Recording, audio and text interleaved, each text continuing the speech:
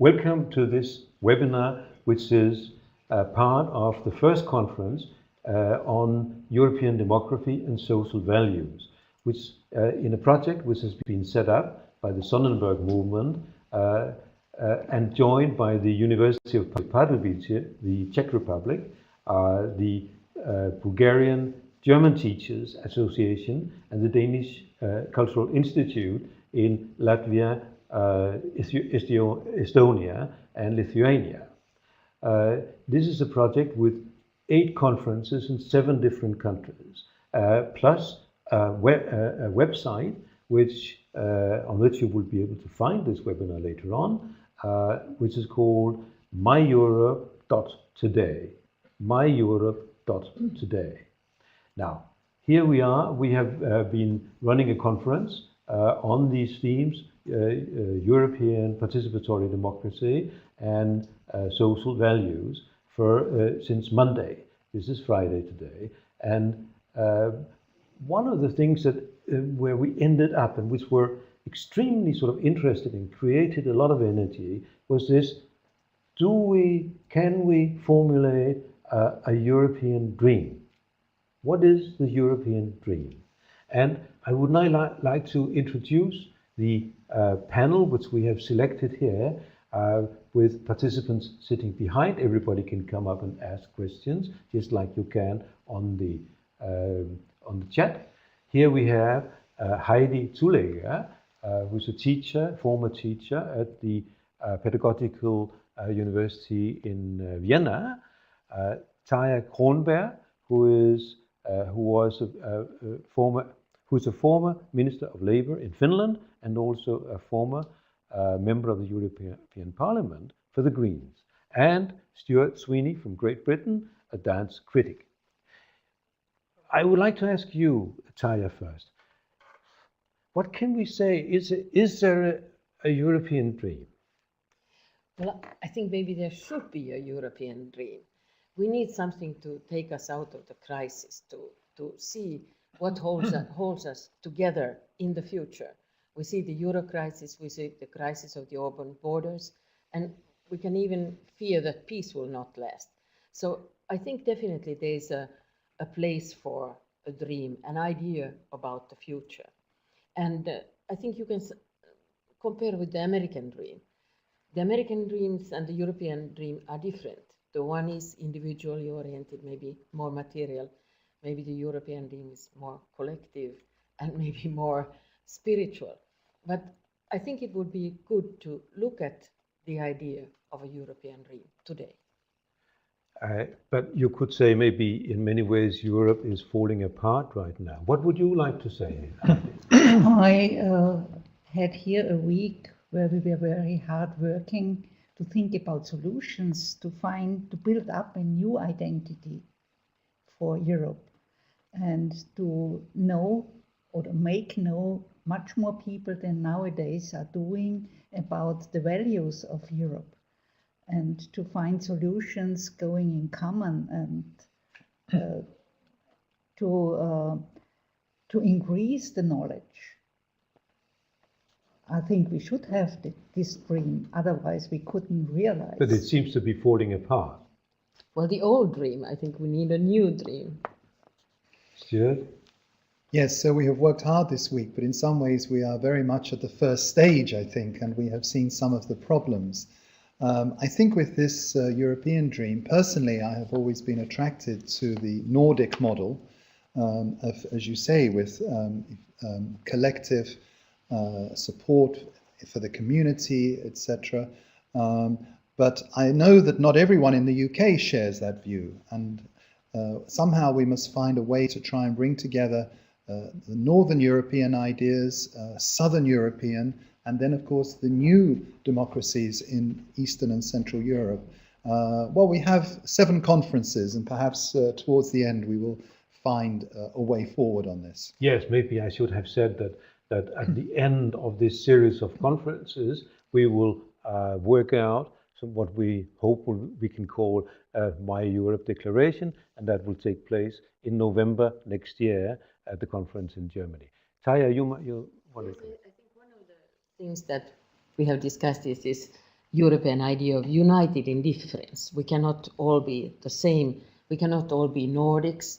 We have to understand the difference. And one of the basic messages was also that we have to understand each other's cultures and allow for the differences in regional cultures, regional traditions. And here I think it comes in that it's not a question of the Nordic model or somebody else's model, but it's a question of seeing how we can live together. Yeah. But I think it's very important to say that we need diversity instead of nationalism. Yes. But is there so much of a dream that it can keep Europe together? Today, I would say that we have at least 5 or 6 crises at hand, right? We have a Ukraine-Russia crisis. We have a Greek crisis not solved. We have refugee, a Mediterranean crisis. We have the Brits pulling out. That's also a sort of a crisis, isn't it? Maybe. And we have a lot of parties that now thrive from expressing their disagreement with the European dream. But the tradition in Europe, if you see how Europe has evolved, it's not according to a plan.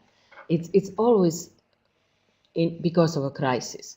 So since we have all this maximum number of crises, maybe we have the maximum possibility of actually through the crisis see where to go. What is the path forward?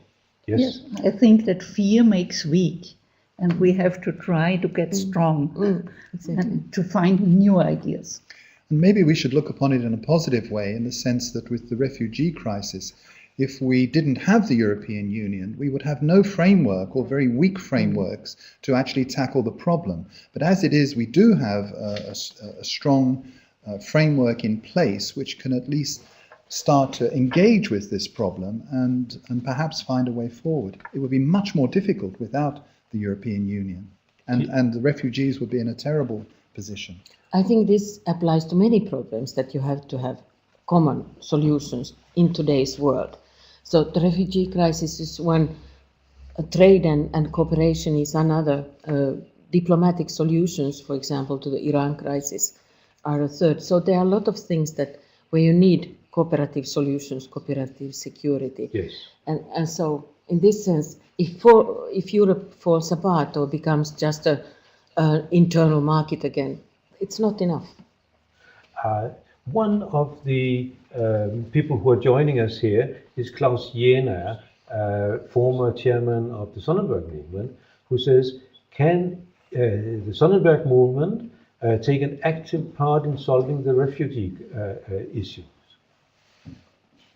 I think it's interesting. We've had some discussions that perhaps Sonnenberg House, which has a strong tradition of anti-fascism and human rights work and work with minorities, is perhaps in an ideal place to actually work with the local government in Lower Saxony to take an important role in tackling what Lower Saxony will be doing in respect to the refugees. And I think that could be very valuable. I think the problem now is I don't think there's one solution to the refugee crisis, so we cannot seek one solution, but what would be necessary would be that there are sort of 2 lines. One is the no refugees, we have a system, we have an asylum system from the top down, and then there's the people who actually want to help and want to do something. And so I think one would need a bridge between these 2 approaches. But is this where we have the European dream, that the Europeans think about themselves as people who have a humanitarian obligation and who feels open to human values and universal human values. This is actually what Angela Merkel talked about. But I think in Europe we have the point to show that we have understood all these ideas, that we be companions, that we help each other, because for one state it isn't possible to solve. I can tell you that here at the chat we have at least 2 people saying that we're talking too much about crisis. We should talk more about solutions. Well, okay. What do you think about that?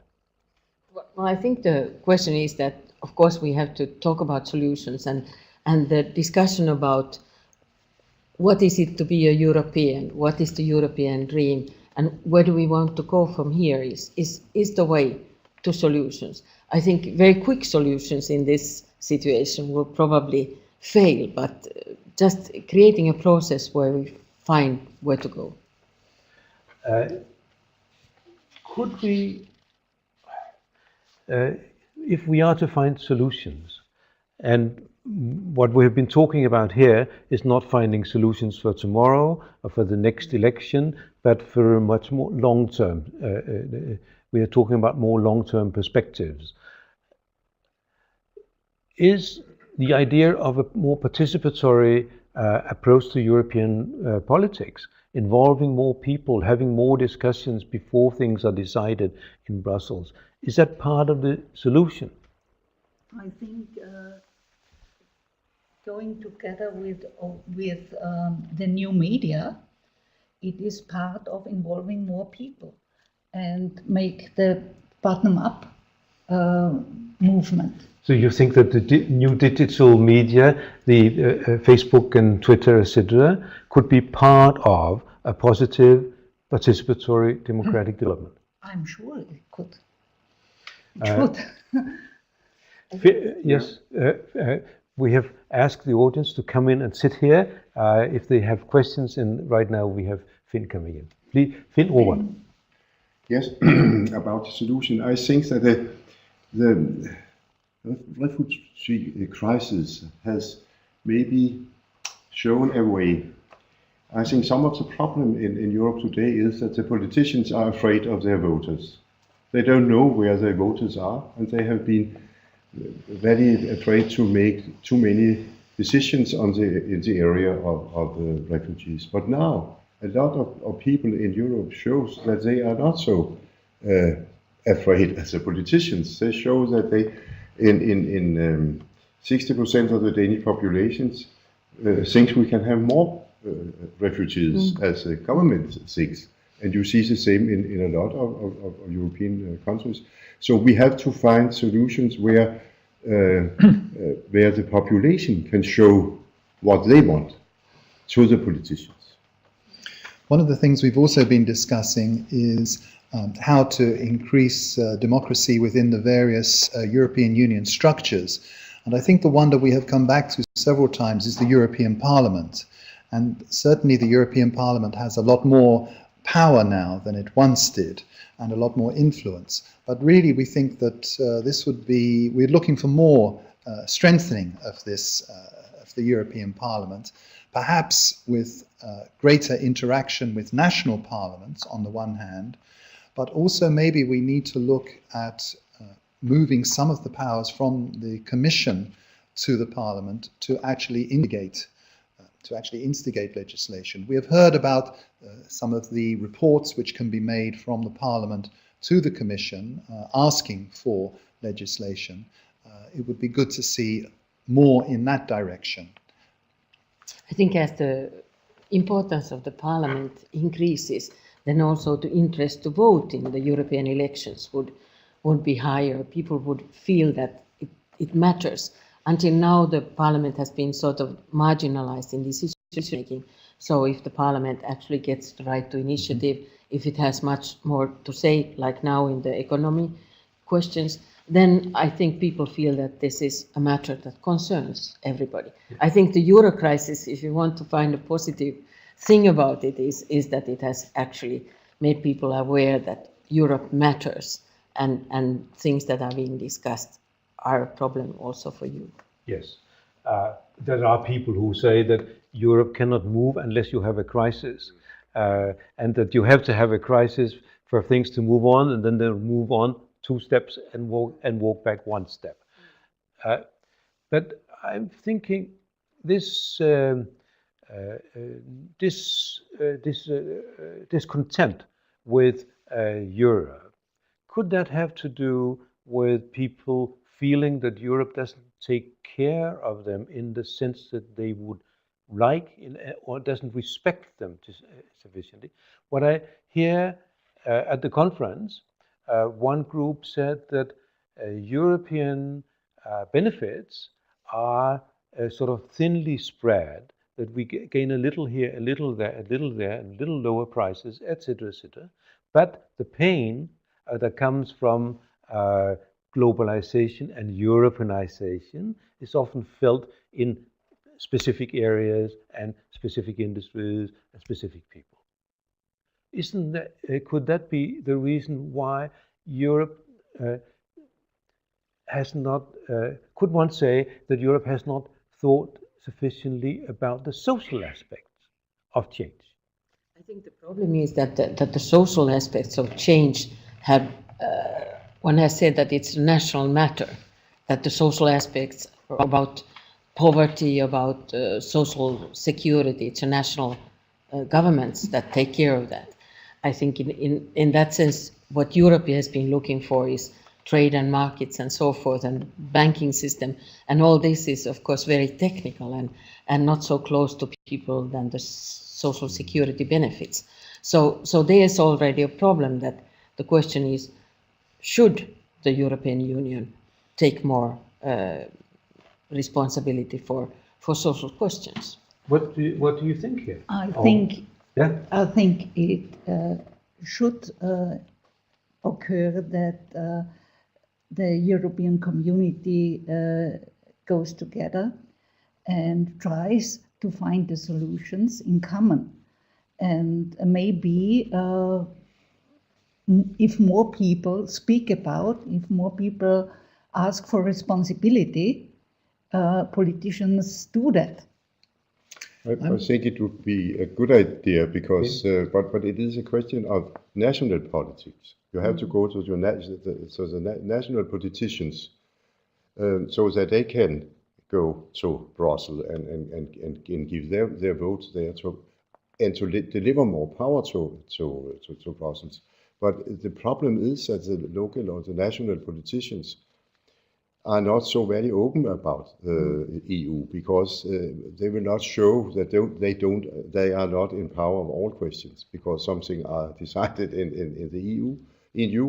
It's a big problem that the national parliaments don't discuss or only use very small time to discuss European matters. Can I just say, I'm not convinced that moving into the social welfare field is a good idea at this time. I think certainly in the UK, the feeling is really we have sufficient powers have been given away to the European Union, and I think there would be almost across the board a reluctance for more, and perhaps, if anything, perhaps the other way round. And I think there are very great differences between the different countries. So I think we need to be very careful. There was once a European Union conference looking at harmonizing the legal systems. Okay, this will not happen. Okay, the UK system is completely different. There is no way it could be harmonized. So I think that we have to tread carefully on this, and perhaps one of the things is to put across the positive things that come from the EU. The media, certainly, in terms of its presentation of the EU, is usually negative or neutral, and this has conditioned populations, perhaps, to look rather askance at EU and what it can do. But I think the basic question, I agree with you in the sense that we cannot talk about the common pension system today, or we cannot talk about the common unemployment system. Although I think that the youth unemployment that has been the consequence of the Euro crisis is partly a result of EU actions. So in this sense, one could say that, well, youth unemployment has to be solved on the European level. But I think the lack here is that we lack confidence. For example, the countries lack confidence in each other, and this is very typical in the foreign policy field. The Syrian crisis, the European Union has been practically handicapped in taking any initiatives in this because the countries don't agree, and then the United Nations don't agree. So we are in a situation where the refugee crisis is a result of the inactivity of the European Union yes. in actually doing something to hinder the crisis. Yeah. There's a question here on the chat. Nils Christian Skips Andersen from Latvia asks, isn't it difficult to involve the EU in social policies when the direct public participation in the EU is as low as it is at the moment? So, which is what is the hen and what is the egg here? How do we, if people are discontent because they are not feeling that their worries are taken care of in the EU, then you have a lower. On the other hand, can you set up social policies at EU level when the participation is so low? How do we get out of this egg and hen question? I think we should try. You think we should try? Yeah. Otherwise, you never know. Stuart? I think the questioner has hit the nail on the head. I think it is. We need to try to get the people more behind the European project as we have it at the moment, and look for ways to do that, perhaps before we go into new territory, which may build up even more alienation. But it really, it is a problem in many of the countries to get engagement. We do not have control of the media, and that's a good thing. But how can we build up these relationships? We have 7 more conferences. Perhaps we will come up with some good ideas. I think one of the things I found when in the European Parliament, you have the right as a member to take in guests from your country. Mm-hmm. And I think every time I had a group of guests, there was always this enthusiasm afterwards, and people said, well, now I know how the Parliament functions, and now I know what kind of questions you are dealing with, and I think if you could get the 500 million people to visit the European Parliament, it could probably give an idea for the people. What does the Parliament do? Because otherwise, EU is seen as a bureaucratic mastodon in Brussels with 30,000 employees that don't care about the ordinary person. But do you think that the members of the parliaments are doing enough in their own countries to tell about? Because in Denmark, I think it's very, very.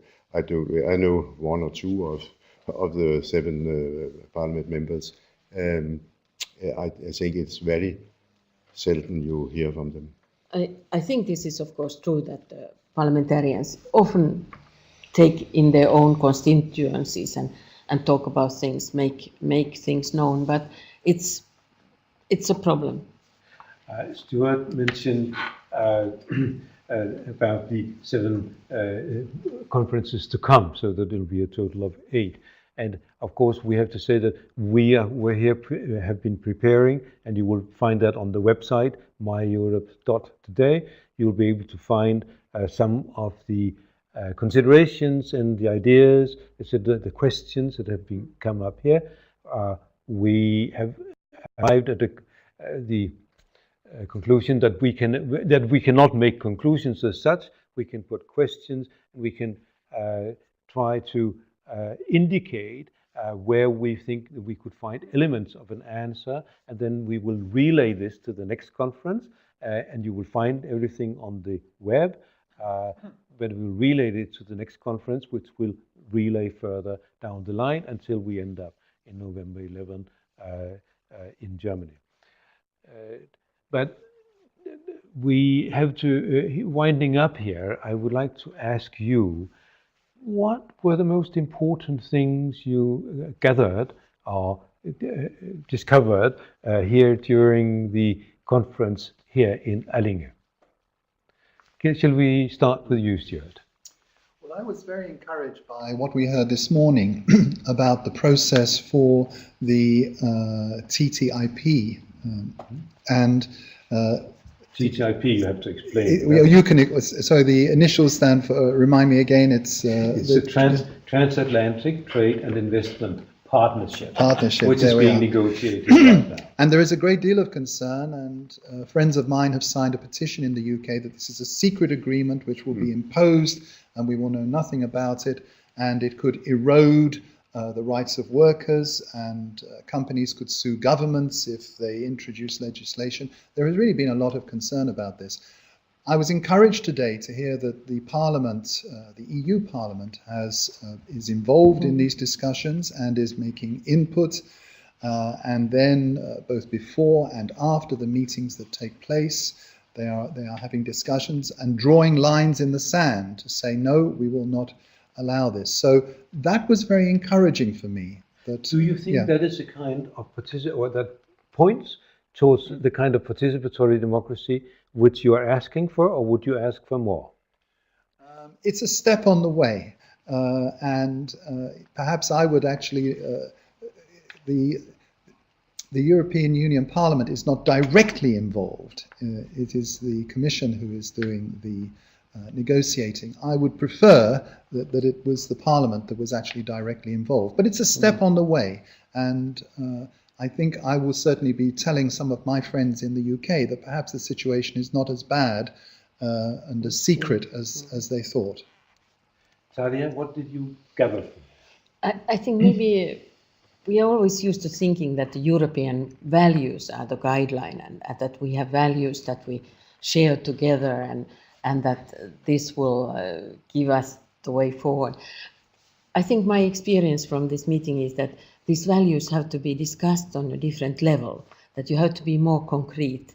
And we have talked about peace as a principle, and it's important and it's concrete. But when you talk only about human rights, you sort of are in a sphere which is not so concrete. So you have to come and say, well, what are the values that in my life are the guiding ones, and then does it find mean out. Closer to people's lives, you mean, or do you mean More more sort of concrete political I initiatives? think when we talk about rule of law and democracy and human rights, then we maybe have to talk about what can we do for the Parliament to have more to say, or how we can combine the national and the European parliaments. Talk on a level where you actually feel that there's some action. I think Heidi? it is necessary that every European is thinking about himself. What does it mean to me? And if much more people than nowadays think about, they will act, and they should act. I think it's so important that we have got so many facts, real facts, and that is one thing we should look at in the future too. Where we have a crisis maybe with the journalists, then we have to find other ways that everybody is discussing on the same ground, so that we know that the facts are the facts. We need more facts. More facts and more real facts. Shall we try to put some of these facts on the My Europe Today website? I think so. We should do that. Yes. And one other thing, I think it has been fantastic how engaged all the people here are or have been. One participant came and told me that the discussions here have changed her view on EU totally. Mm. I think that's interesting. Mm-hmm. Yeah, That's I think we should wind up here and say thank you to those who followed us on the web. The next webinar will be from Latvia, we hope. It will be in December, but you will be able to find more information on the myeurope.today website, where you will also find some blogs and ideas, and where we also ask you to think of, can you take part of as a volunteer in one sort of aspect of this project? Maybe as somebody who does practical things, maybe as somebody who writes and reports or make entries into the blog, maybe as somebody who takes photographs. We'll be very happy if you would take part in this project, which we think is extremely important for the future of us all, for the future of Europe.